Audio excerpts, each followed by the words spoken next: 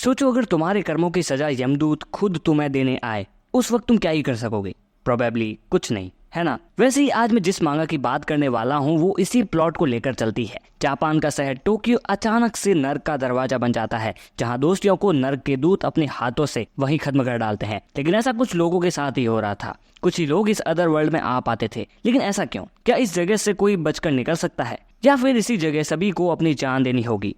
आओ जानते हैं। इस कहानी में हमारे दो मेन कैरेक्टर है, योमी एंड यामी। ये दोनों जुड़वा भाई है। मजे की बात यह है कि इन्हें सिंक्रोनिसिटी सिंड्रोम है।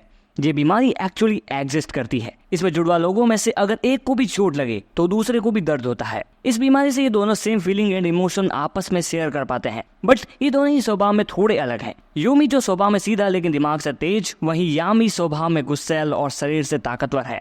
एक दिन हर बार की तरह कुछ बच्चे होम रूम टीचर को बुली कर रहे थे। ये टीचर अपने रिटायरमेंट से कुछ दिनों ही दूर थे और वो कोई लफड़ा नहीं चाहते थे। ऐसे में बिना कुछ कहे वो अपने स्टूडेंट्स की बुली सहन करे जा रहे थे। ये बात योमी को पसंद नहीं थी, इसीलिए वो हर बार अपने टीचर को प्रोटेक्ट करने के लिए उन लड़कों से भिड़ जाया करता था एंड उसे बचाने उसका जुड़वा भाई यामी आ जाया करता था। इनके होम रूम टीचर अक्सर फोन में एक पोस्ट पढ़ा करते थे about a serious thing sing Tokyo. Saikawa नाम की यामी की क्लासमेट भी सिंह टोक्यो के टॉपिक को छेड़ती है, लेकिन उसके चेहरे पे कोई मजाक के भाव नहीं थे, वो सीरियस थी। वो उन्हें बताती है कि सिंह टोक्यो उन पापी लोगों की जगह है जो लोगों का मर्डर करने पर लोगों को मिलती है। अगर तुमने किसी आम व्यक्ति को मरने के लिए मजबूर किया होगा तो तुम्हें सिंह टोक्यो में जाना ही पड़ेगा और फिर वहाँ की गार्ड्स तुम्हें तुम्हारी सजा देंगे। ऐसे सिचुएशन में तुम्हें क्या लगेगा? हाँ, एक पागल सी लड़की दिन दहाड़े चोटियों से बातें कर रही है। But why is so serious? यही बात योमी एंड यामी भी सोचते हैं। इधर वही बच्चे अपने टीचर को फिर से बुली कर रहे थे। अब हद हो गई थी। उनके टीचर पैंट में ही मूत देते हैं। स्टिल इन बच्चों को दया नहीं आती, वो बच्चे इनका वीडियो बना लेते हैं। Fuck with this school teacher thing. भाई ग्रो अप। 60 की हो but still need to grow up यार। इधर सभी गोजो ब्रिज से अपने ट्रिप कंप्लीट कर वापस लौट रहे थे। कुछ देर में अचानक से इनके टीचर खड़े हो जाते हैं। इस बार उनकी आंखों में डर नहीं, एक अजीब सी चमक होती है। योमी एंड यामी को लगता है सोया हुआ शेर फाइनली जाग गया, but they don't know the fact ये चंद पल उन सब की जिंदगी तबाह कर देने वाले थे। वो टीचर अपनी बोतल खोल उसमें भरा पानी पी लेते हैं। वो उन सभी बच्चों से कहते हैं, तुम सब लोगों ने मुझे मरने के लिए मजबूर किया। अब तुम सब एक मर्डर बन चुके हो और मेरी मौत तुम्हें सिंह टोक्यो में ले जाएगी। इस पानी में जहर था जिसे पीने के बाद उनके टीचर की सच में मौत हो जाती है। उनकी मौत के साथ ही अचानक से ही उनकी बस अनस्टेबल होकर पुल से जाकर टकराती है। ऐसे में सभी बेहोश हो जाते हैं एंड एज यूजुअल आगे की स्टोरी तुम समझ ही चुके होगे। They arrive to another world, Sin Tokyo, where they are going to punished for their sin. That's why this place called Sin Tokyo.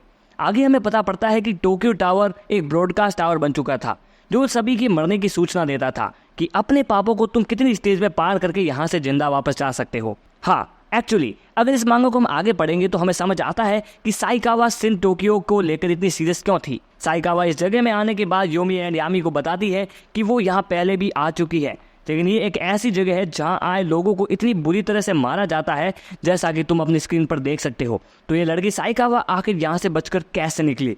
साइकावा का होना यहाँ सभी के लिए फायदेमंद था, क्योंकि वो एक बार पहले भी इस जगह से बाहर आ चुकी है। लेकिन किसे पता यहाँ से बाहर निकलने का आखिर कौन से टर्म्स एंड कंडीशंस हैं। अब हम इस मांगा के नेगेटिव, पॉजिटिव एंड मांगा से हमें क्या सीखने को मिलता है उसका रिव्यू करते हैं। पहले बात करते हैं नेगेटिव चीजों की। What the fuck with this Singh Tokyo thing? क्या ये हेल दुनिया के सिर्फ एक ही कोने टोक्यो में ही हो सकता है? भाई अगर सिंह टोक्यो है तो सिंह इंडिया, अमेरिका, इंग्लैंड, ऐसे भी कई सिंह लैंड हो सकते हैं। सोचने वाली बात है।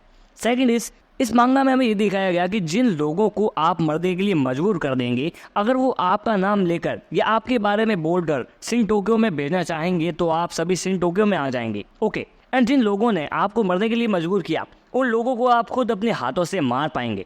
सो यानी इस जगह की गार्ड्स वो ही इंसान थे जिन्हें आपने मरने के लिए मजबूर किया। वो टीचर ही यहाँ के गार्ड बैने के नाम से सभी बच्चों को खत्म करने लगते हैं, लेकिन उनका बदला तो कुछ चंद ही बच्चों से था। So how the fuck the innocent become guilty? जबकि हमने तो देखा है कि योमी कई बार उसके टीचर को बचाने की कोशिश करता रहा। Still he punished and through to Sin Tokyo. लेकिन मांगा में आगे बढ़ने पर कुछ ऐसे बच्चे भी मिलते हैं जिन्होंने अपने टीचर को तंग किया था। तो मेरा कहना यह है कि आगे जाकर हमें यह भी देखने को मिलेगा कि सभी बच्चे एक ही टीचर को तंग किया करते थे। ये काफी सेंसलेस हो जाएगा। देखो, सिंह टोक्यो में कभी भी किसी को ऐसे ही नहीं भेजा जा सकता। आपने कुछ तो बुरा किया है जिस वजह से आपको यहाँ भेजा गया है। यानी योमी एंड यामी के भी यहाँ आने का कोई ना कोई रीजन तो है और उसे बताना स्पॉइलर हो जाएगा। अब बात करते हैं पॉजिटिव चीजों की। फर्स्ट है सिंक्रोनिसिटी डिसऑर्डर। ये बीमारी जैसा कि मैंने पहले ही बताया योमी एंड यामी के इमोशन एंड फीलिंग को शेयर करती है, तो फिर क्या ये बीमारी उन दोनों की गिल्ट यानी पापों को भी शेयर कर सकती है? Who knows? लेकिन इनकी ये बीमारी समटाइम्स उन्हें सेम एक्शन करने में भी मदद करवाती है, जो मुझे काफ़ी ज़्यादा पसंद आया and I think that's a good point for that मांगा। दूसरा नंबर है टोक्यो टावर प्रेसिडेंट। ये इस कहानी का मेन पॉइंट है। सो नाउ मैं तुम्हें स्पॉइलर देने वाला हूँ। सो ये वही टावर है जो यहाँ आए लोगों को जजमेंट दिया करता था एंड अगर किसी को भी इस जगह से निकलकर अपनी दुनिया में वापस जाना है तो तुम्हें टोक्यो टावर तक पहुँचना होगा। ये चीज़ इस सीरीज को कहीं ना कहीं एक गेम वाला फील देती है कि कैसे हमारे कैरेक्टरों को मौत के मंजरों से निकलकर इस टोक्यो टावर तक पहुंचना होगा, तभी वो जिंदा लौट पाएंगे वरना मारे जाएंगे। ये चीज़ कहानी को कहीं ना कहीं बहुत ज़्यादा इंटरेस्टिंग बना देती है। अब बात करते हैं इस कहानी से हमें क्या सीखने को मिला। Be responsible what you did, otherwise that will harm to you too. I think bully करना is not right when it comes to your teacher. मैं बच्चों का भी नहीं कह रहा हूँ, बट बच्चा एक बूढ़े टीचर को बुली कर रहा है, ये बात बिल्कुल सही नहीं है। अगर यही हमारे टीचर होते तो इन बच्चों को जरूर से मालूम लग जाता, but I think it doesn't matter. Someone doesn't want to fight to you not mean that he is afraid to you, he is just holding back. यही हुआ उन टीचर के साथ। इंसान बड़ी प्रॉब्लम्स को किसी के साथ शेयर नहीं करता, स्पेशली मैन। वो उसे अंदर ही अंदर दबा लेते हैं।